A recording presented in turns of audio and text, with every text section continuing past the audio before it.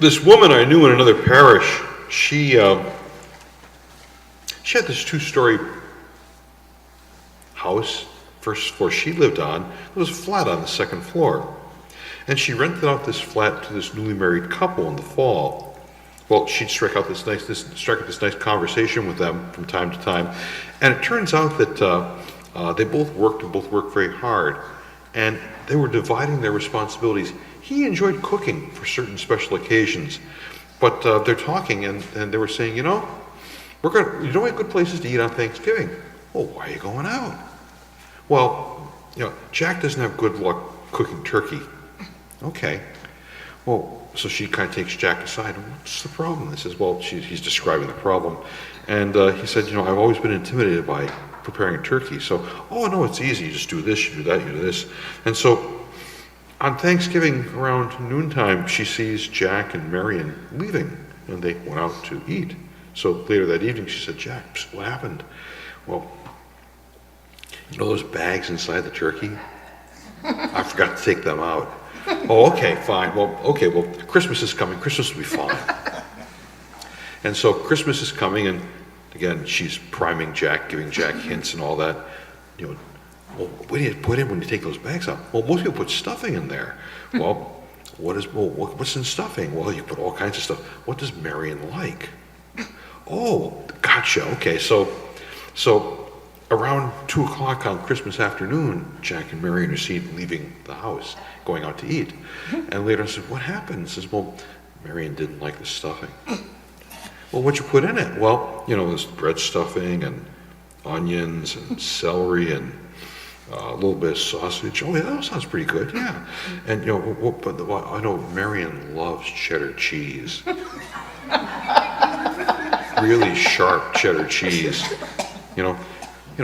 Is stuffing supposed to be kind of oozing, It's just a little greasy. I tell you what, for Easter, I know a nice restaurant you can go to. Sometimes it's what's inside of us that comes out, and sometimes what's inside of us really leads to something very good coming out, right? Like the experience we have on this Thanksgiving celebration, the readings we have, our reading from the book of Kings and Paul's first letter to the Corinthians. It talks about, say, in the book of Kings, Solomon standing and blessing the whole congregation of Israel. Blessed be the Lord who has given rest to his people Israel, just as the Lord has promised. Not a single word has gone unfulfilled. The entire generation of promise he has made through his servant Moses. And Solomon goes on and on in a prayer that just talks about how much God provides good things for the people of Israel. The Pauline letter, a different tack. As Paul is writing, he talks about the way in which he gives thanks to the God who gives grace bestowed through Jesus Christ, and that we are enriched in every way. All these good things given to us, gift, grace, love, and then communities, families, in which these good gifts from God could be nurtured. All these good things. What comes out of this?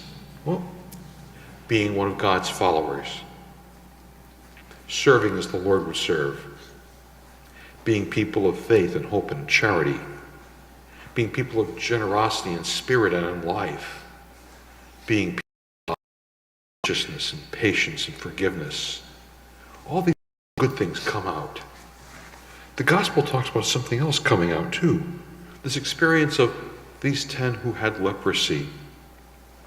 Jesus heals them. And they go off. And let's be fair, they go off with great joy. I mean, because of their leprosy, they've been cast out of their communities. They could not live in town. They could not have contact with their families.